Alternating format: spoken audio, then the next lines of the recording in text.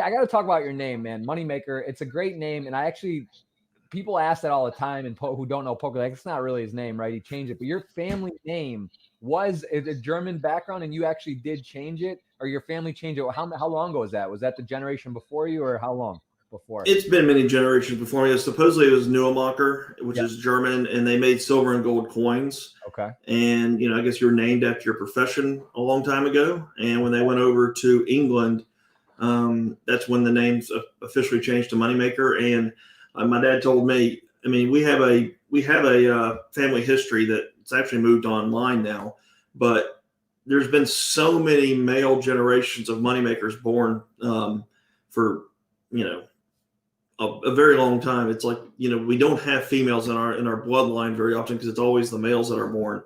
So actually my daughter was like the first daughter born in the Moneymaker bloodline in a long time. Right. And, it got down to where the bloodline might have died if my last son was a female. Like, we wouldn't have a Moneymaker going forward, but then we had my son, and so we'll carry on the name again, and he'll hopefully continue the trend of Moneymakers.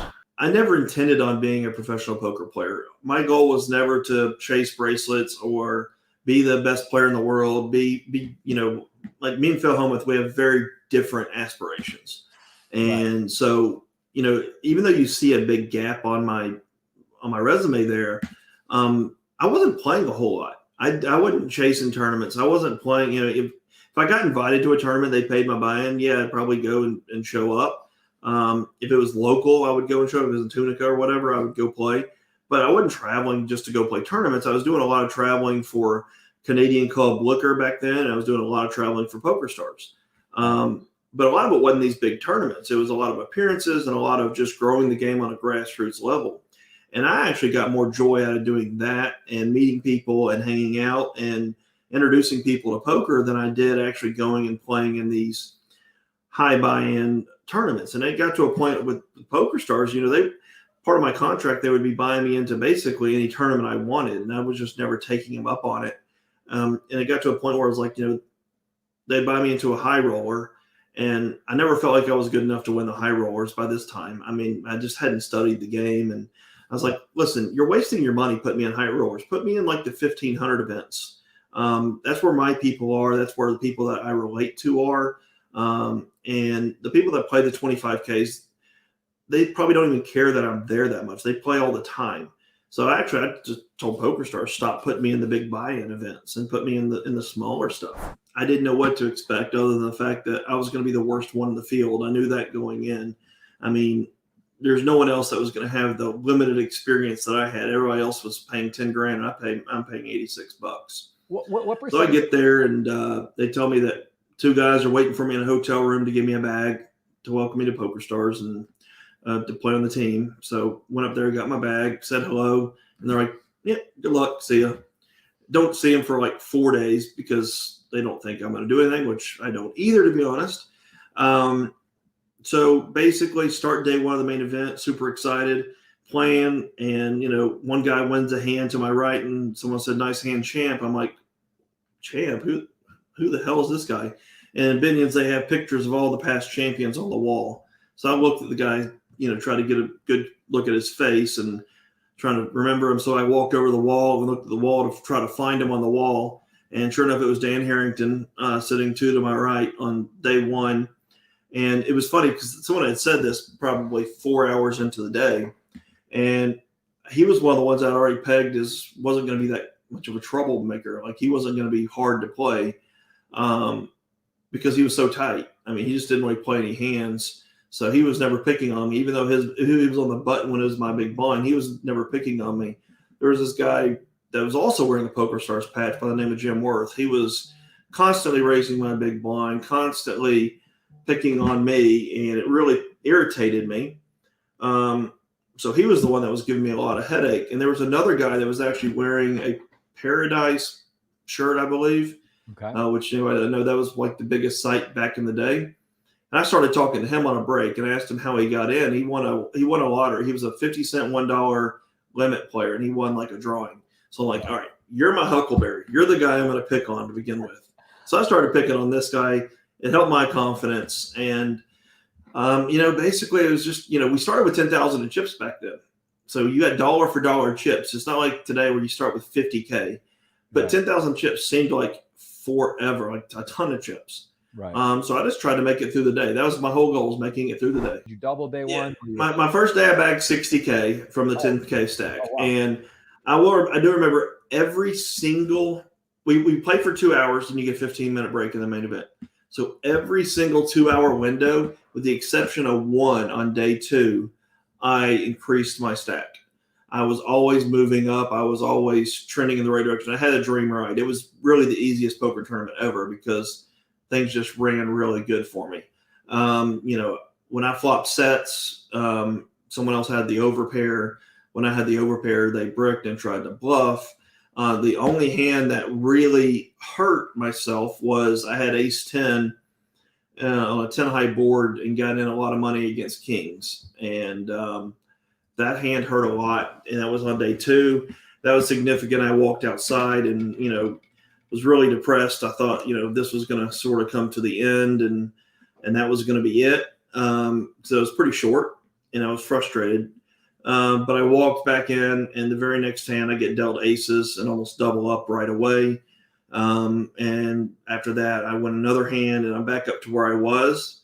And all of a sudden, life's good again. And,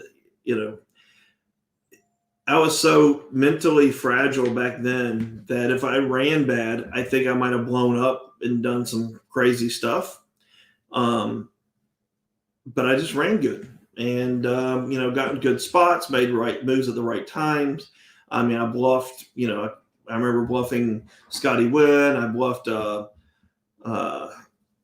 can't remember. There's a couple other huge bluffs going into day 3 and day 4. Obviously, the one you're showing on screen here, busting Johnny Chan, was hugely significant. It gave me, because again, he was one of the few players I did know in poker. And the fact being able to bust him gave me all the confidence in the world to think that I could actually play with some of these guys and do okay. You don't want to bubble. Were you healthy, or were you in a little bit of trouble then? No, like I said, I had a pretty dream ride. So every two levels I was going up. So by the time the bubble got there, I was one of the trip leaders. And I didn't know that this was a thing, but I thought I was the coolest guy in the world because – I think you got paid like 17,000 or so. No, it's more than that. It was like 20 some odd thousand for cashing. I mean, you pulled it up there earlier. They were paying that much, but I thought I was a cool cat because I knew how to abuse the bubble before abusing the bubble was cool. I was raising people with garbage hands and making plays and putting pressure on them because I had all the chips. Right. So I just thought I was, this pretty cool customer because I knew that they didn't want to bust and they couldn't bust me. So I was like, I'll just keep raising. And it worked. And I was just accumulating chips left and right, outplaying people, what I thought was outplaying people when it was technically just doing what you're supposed to do on the bubble. So, I will say I instinctively played like you're kind of supposed to play, but not on purpose. It was just, I thought I was being a good poker player. And I was super sharp. I love it. And so I was doing just the standard thing that everybody does today. And once the money burst, you got one of the top stacks. So what are you thinking at this point? Do you have goals? Are you like, let's make the final table? Or are you like, I'm just going to keep, like, what was your mindset once the money hit? Every day, just get through the day, survive the day, move tomorrow. That was the mantra every single day. It wasn't, get to the final table. It wasn't try to win. It was just get through the day. I mean, as long as I made it through the day and got to play tomorrow, I was happy. How was that coming back, man? They must have thrown a party, and it must have been like kind of surreal, right? Because I mean, it wasn't aired yet. They didn't see it actually. They go out, hear a newspaper article. The word gets around. You talk to a buddy in the office, and everyone knows. So they were updating it on the new thing, this new thing called the internet. It was really new back then, but it wasn't as pretty as what now. It was being reported via some news agency, and so they were following along back home, and we got done on a Friday night, boarded a plane Saturday and got home, and we had a party Saturday, had the day off kind of Sunday, and then back at work Monday morning. And showing up for work Monday morning was, just like a normal every other day thing. I mean, it was something I expected to do. I just didn't expect to do it for 8 months. Training sites started coming out, and people started getting into the game. People were improving very quickly, and I just was sort of stuck up in doing interviews and living my life. I was in love and met this new girl, so I was just being with her. I wasn't focused on my game at all, and I didn't focus on my game for many years. As if you go back to that Hendon mob, you will see that the amount of cash is very sporadic in the early days. It was, not a whole lot of success. We go through periods of downtime of just not hitting much. Maybe 1 or 2 a year that would hit, and it's mostly min caches. It's nothing significant.